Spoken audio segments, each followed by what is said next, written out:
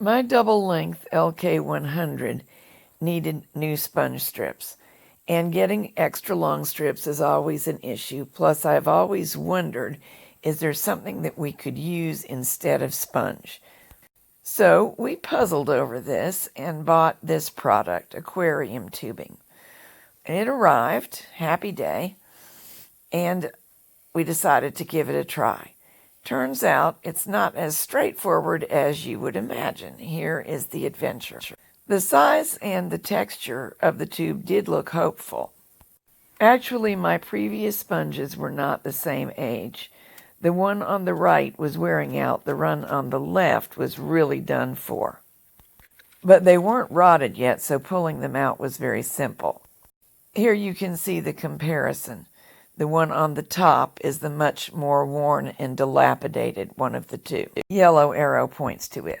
Of course, with the sponges out, the needles pop out if you turn the machine over, so we needed to work right side up.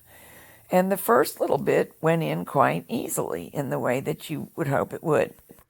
It turns out that it does not take up, the product that I bought does not take up the entire channel, and I wasn't sure if that would be a problem. But I decided to continue and keep pushing it through. Unfortunately, progress stopped. Plus, it is super hard with the machine on the table to keep it in a position where you can feed and watch. So Jack got the idea of clamping it to my yarn pegs, which raised it up so that we could see under it better and feed from the end and see what we were doing. So we continued. I had fair success nudging it along with the tip of my finger and my fingernail. I don't have fancy fingernails. They're blunt working person fingernails. And it moved along, though it moved slowly. This did not work for Jack. So we made him a tool that would allow him to reach into the space by trimming this dollar store inspection mirror. And that worked moderately well for him. The whole tube took a while to put in. I would say between the two of us, it took about half an hour. So it wasn't onerous, just sort of a biggish deal. But then putting sponge strips in these machines is something of a chore. Based on what I found out next, you may decide to try this, but with a slightly larger tube. So if you do, this technique may work for you, but be aware that the tube won't feed itself from your nudging and pushing. It is necessary to create some slack at the feeding in end so that you're not trying to pull the whole weight and length of the tube through with your fingertip or that little tiny tool.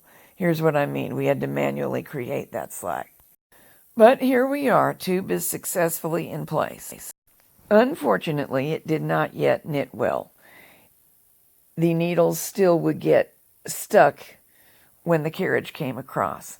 So we knew we needed either a larger tube or a second tube. And since we had feet and feet more of tubing, we decided to use the second tube idea, which does fit in the channel. However, even after using silicone spray that's safe for plastics, because this machine is plastic, we could not get it slid in there, the second tube. It would stop partway through and break, and we'd have to start all over again. Since we couldn't nudge it through with the first method, we tried pulling it through with a wire, and it only made it part way. So back to the drawing board. We removed both tubes and started over. This time wrapping the wire around a fold in the tube, doubling it back on itself, tying it down to itself so it couldn't snag on anything. Jack pushed from one end and I pulled from the other end, and it is going through. It wasn't exactly easy, but it wasn't impossibly difficult either. I should make it clear the wire was inserted from the far end, pushed all the way through the channel, wrapped around the fold, and then I pulled one end and he fed a little forcefully from the other end. And at last, success. Here it is coming out the other end. So, of course, what we really want to know is, does the tubing allow the machine to knit well in the way that a good quality sponge would? And in fact, it really does. In fact, I believe my machine may be knitting better than it ever has. I did not buy this one new. It's a composite of 2 used machines. Stockinette is just fine. Now we're on to trying tuck stitch.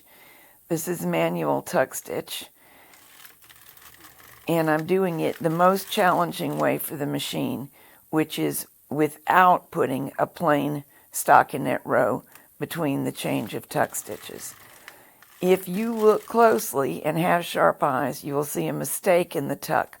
I've trimmed out the part where I was making that mistake by wrongly selecting needles so as not to confuse new knitters who might be trying to learn manual tuck stitch. But you can see it there in the fabric. That is my fault, not the machine's fault. So we will see how this holds up in the long run.